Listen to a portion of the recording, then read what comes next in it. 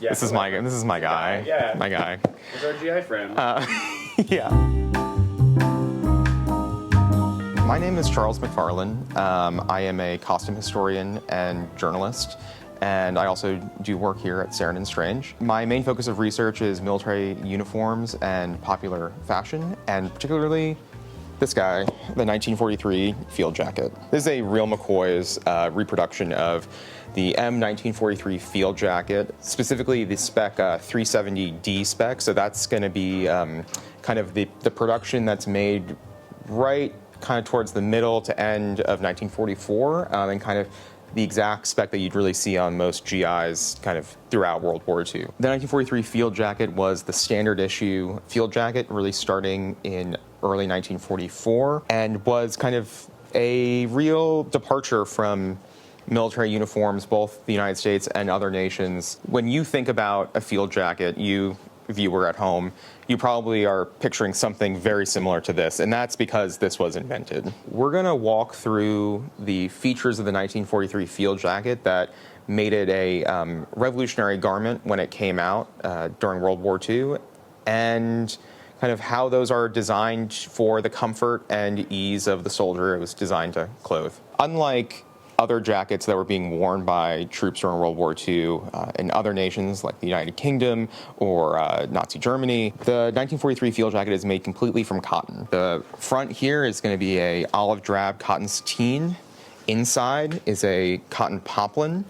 There's nothing in between these two layers. The reason for the cotton construction as opposed to, say, wool was embracing an idea called the layering principle. So this means that instead of wearing one big wool coat, you're going to wear multiple layers underneath this coat. And that brings us to the next feature, the drawstring waist. That allows you to cinch in the waist or let it out, depending on how many layers you're wearing underneath this. In the kind of most extreme settings, you would be wearing long underwear top, so like a wool long john top, a 5-button wool sweater, a wool flannel shirt, then maybe a pile liner, and then this. So this jacket had to be able to expand and contract to a rather extreme degree. Moving up to the pockets, usually they're patch pockets on the chest, usually they're kind of, sewn in on the bottom. These two top pockets here were designed specifically to carry a K ration.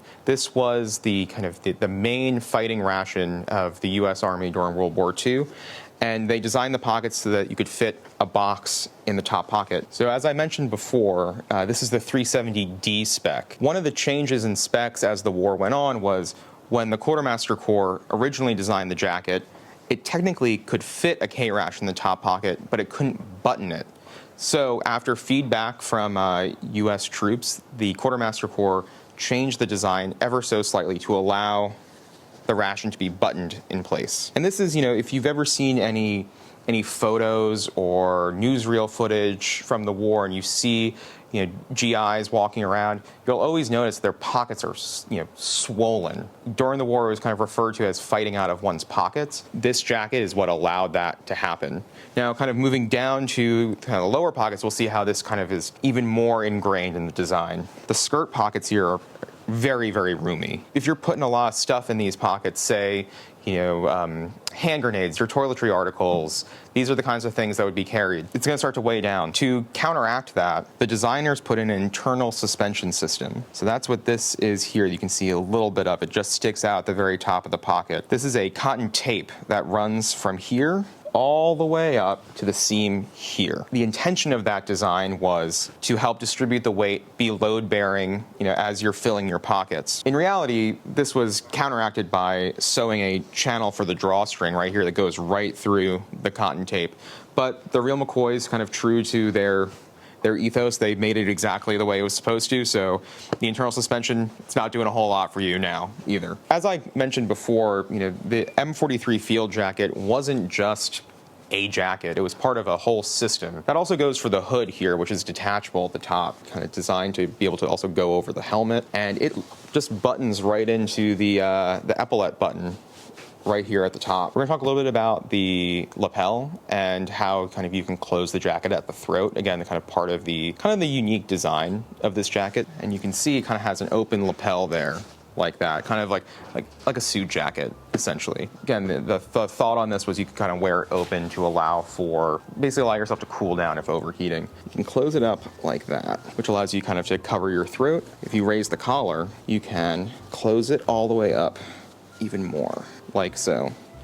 So yeah, there's no wind getting in there now. So part of what made this jacket so revolutionary was the idea of the layering principle, which is outlined in the tag sewn in here. The idea of wearing multiple layers to keep yourself warm with an outer windproof layer was so revolutionary that they actually had to put it down into a label so guys could understand how to do it. And that's the history of the M1943 field jacket. Thanks for watching.